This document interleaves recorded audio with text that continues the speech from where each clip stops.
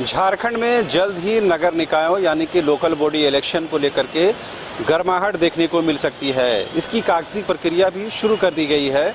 इस वक्त हम मौजूद हैं रांची स्थित राज्य निर्वाचन आयोग के कार्यालय में। अब से थोड़ी देर बाद यहाँ पर तमाम ज़िलों के डीसी यानी उपायुक्तों के साथ राज्य के मुख्य निर्वाचन आयुक्त डीके तिवारी साहब बातचीत करने वाले हैं, कॉन्फ्रेंस करने वाले हैं और तैयारियों को अमली जामा पहनाना शुरू करेंगे।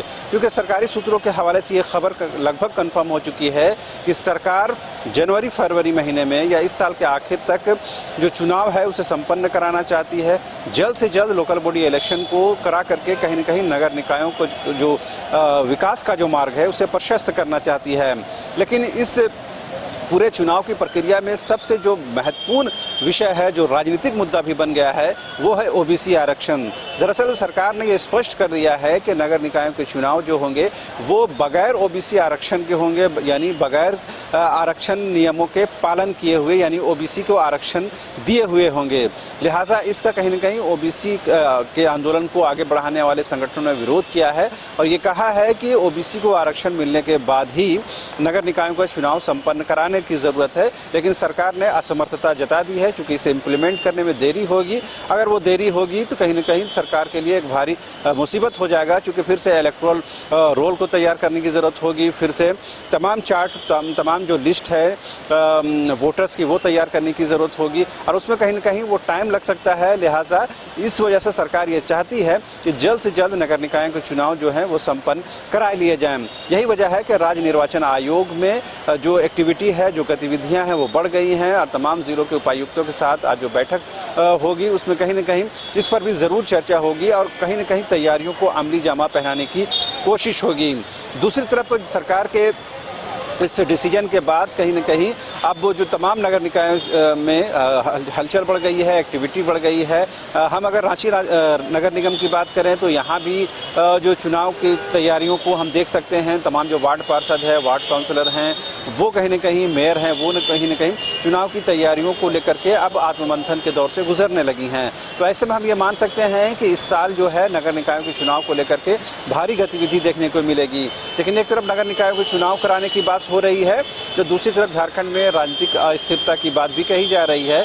मुख्यमंत्री हेमंत सोरेन ने 2 दिन पहले ही पत्रकारों से बातचीत के दौरान इस बात को लेकर के अपनी मंशा और अपनी जो अंदर की बात है, जो वो फील करते हैं, उस बात को उन्होंने बताने की कोशिश की है और ये बताया है कि वो राजभवन की तरफ से उनकी विधायकी को लेकर जो अब तक कोई स्पष्ट चित्र या यूँ कहें स्पष्ट पिक्चर जो नहीं बताया जा रहा है, उसके वजह से कहीं न कहीं सरकार पशुपेश में है, मुख्यमंत्री पशुपेश में है। लिहाजा कहीं न कहीं ये मान सकते हैं कि उससे विकास कार्य भी बाधित हो रहेंगे, क्योंकि जब टॉप लीडरशिप में जब राज्य के मुखिया की विधायकी को लेकर ही जो अनसर्टेनिटी का दौर होगा तो जाहिर सी बात है कहीं न कहीं सरकार के कामकाज पर भी वो प्रतिकूल प्रभाव डालेगा। हालांकि सरकार ऐसा नहीं मानती है। तो सरकार की स्थिरता को लेकर एक तरफ सवाल उठाए जा रहे हैं तो दूसरी तरफ नगर निकाय चुनाव की गतिविधियां बढ़ गई हैं। इस निकाय चुनाव में जाहिर सी बात है प्रत्यक्ष तौर पर सरकारी राजनीतिक दलों की कोई भूमिका तो नहीं होती है, लेकिन अप्रत्यक्ष तौर पर, इनडायरेक्ट तौर पर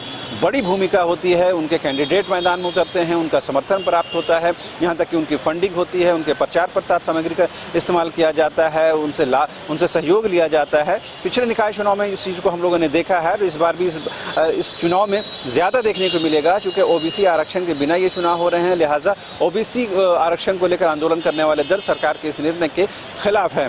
बहरहाल जो भी गतिविधियां होंगी वो सबसे पहले आप तक पहुंची, इसकी हम हर मुमकिन कोशिश कर रहे हैं। यही वजह है कि राज्य निर्वाचन आयोग में पहली बैठक होने जा रही है इस सिलसिले में और कहीं न कहीं इस बैठक के बहुत गहरे मायने हैं। उस बैठक से क्या कुछ निकलता है उस बारे में भी आपको अवगत कराएंगे। फिलहाल मुझे और मेरे कैमरा सहयोगी कुणाल को दीजिए इजाजत। नमस्कार। हो चाहे कोई विशेष त्योहार या हो रोज के स्वास्थ्य की बात, सुधा के उत्पाद इतने शुद्ध, इतने स्वादिष्ट, दिल चाहे इसे ही बार बार। सुधा डेयरी के दूध, दही, लस्सी और अन्य उत्पाद के लिए पधारे रांची के सुधा पार्लर।